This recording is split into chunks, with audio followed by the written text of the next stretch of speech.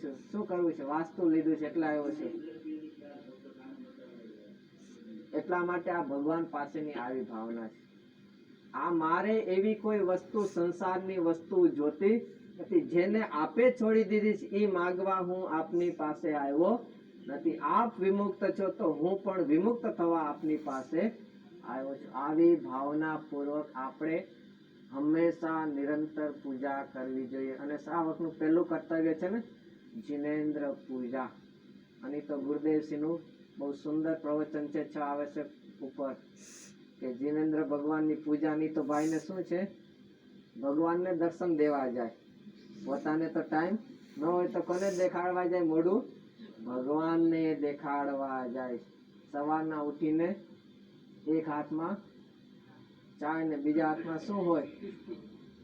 છાપું. ભાઈને ઈ વાંચવાનું મન થાય છે પણ સવારના ઉઠીને ભગવાન એને યાદ આવતા નથી. તો આવું એને ભાવના હોવી જોઈએ.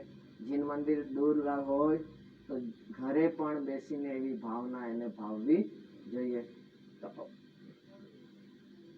બે એક જ છે, વિશેષણ એમાં ઉમેર્યું છે ખાલી. આવી રીતે દેવ શાસ્ત્ર ગુરુની પૂજા એમાં શું લખે છે? જન્મ જરા મરણ વિનાશ નાય. હે ભગવાન, આ જલ ચડાવીને મારી ભાવના શું છે? મને જન્મ મરણનો નાશ થાય એના માટે આ જલથી આપની પૂજા કરું છું. પછી બીજું મને એમ લાગે શીતળ ગુણ જે માં રહ્યો, શીતળ જીન સુખ સંગ, ચંદન ઘસી ઘન સારસુ, પૂજી જે મન રંગ. ચંદન થી પૂજા કરે છે. ચંદન શું કામ કરે છે? શીતળતા આપે છે. ગરમી લાગી હોય, દાયજા હોય તો ચંદન સેન્ડલવુડ છે ને એને ઠંડક કરે છે ને, એમ ભગવાન આવી રીતે શીતળ ગુણ જેમાં રહ્યો. ખરેખર શીતળતા તો કોના છે? આપ જ ભગવાન કસાયથી રહિત શીતળ છે.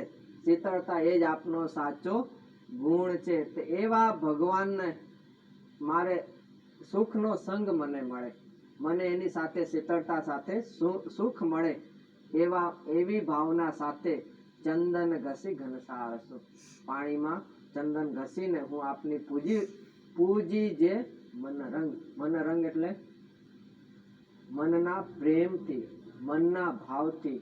આ ખાલી વેઠ ઉતારવા બોલવા ખાતર ને પણ અંતરના મન એમાં રંગીને હું આપની પૂજા કરું છું. કારણ કે મને પણ આ સંસારનો તાપ નાશ થઈને મને પણ અંતરમાં શીતળતા પ્રગટ થાય, મને પણ સુખ પ્રગટ થાય એવી ભાવનાથી હું અંતરની ભાવના, મનના રંગથી હું આપની પૂજા કરું છું.